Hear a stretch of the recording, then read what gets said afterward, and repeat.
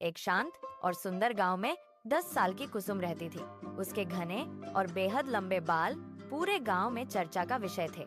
जब वह चलती तो उसकी चोटी हवा में लहराती जैसे कोई काली नागिन खेल रही हो। कुसुम के दो सबसे पक्के दोस्त थे, सीमा और चिंटू।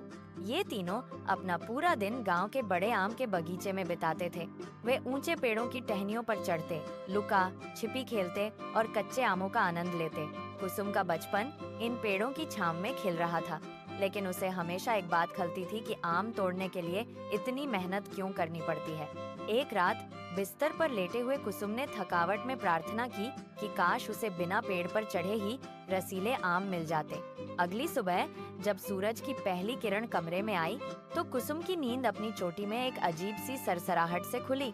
अचानक एक कोमल और मानवीय आवाज गूंजी, मैं जादुई हूँ कुसुम। कुसुम हकबक्का कर रह गई। अपनी शक्ति परखने के लिए उसने रसोई में रखे एक सेब की ओर इशारा किया। देखते ही देखते उसकी चोटी एक लचीली रस्सी की तरह खिंची और पलक झपकते ही सेब लेकर वापस आ गई। कुसुम की खुशी का ठिकाना न रहा।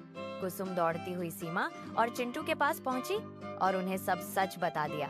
चिंटू को यकीन नहीं हुआ। उसने चुनौती देते हुए कहा, अगर वाकई ये जादू है तो सबसे ऊंचे पेड़ से आम तोड़कर दिखाओ जिसे कोई नहीं छू सकता। कुसुम ने मुस्कुराते हुए अपनी चोटी को आदेश दिया। छोटी एक फुर्तीले सांप की तरह हवा में लहराई और ऊंचे पेड़ की सबसे ऊपरी टहनी तक जा पहुंची। कुछ ही क्षणों में जमीन पर रसीले आमों का ढेर लग गया। तीनों दोस्तों ने जी भरकर आम खाए। अब कुसुम के पास एक ऐसा राज था जो उसे सबसे अलग बनाता था। कुछ दिनों बाद जंगल की ओर से एक छोटे हाथी के बच्चे के रोने की दर्दनाक आवाज आई। तीनों दोस्त भागते हुए वहां पहुंचे। उन्होंने देखा कि एक बहुत गहरा और खतरनाक गड्ढा था जिसमें हाथी का नन्हा बच्चा फंसा हुआ था। सीमा डर के मारे कांपने लगी। चिंटू ने उम्मीद भरी नजरों से कुसुम की तरफ देखा और कहा, कुसुम, अब केवल तुम्हारी चोटी ही इस मासूम की जान बचा सकती है। कुसुम ने हिम्मत जुटाई और अपनी चोटी को आदेश दिया, लंबी और फौलाद जैसी मजबूत हो जाओ। छोटी गहराई में उतरी और कोमलता से हाथी के बच्चे के चारों ओर लिपट गई। कुसुम ने पैर जमाए, सीमा और चिंटू ने उसकी कमर थामी और सबने मिलकर जोर लगाया। हाथी का बच्चा बाहर आ गया। तभी एक विशाल हाथी ने आकर कृतज्ञता में सिर झुकाया।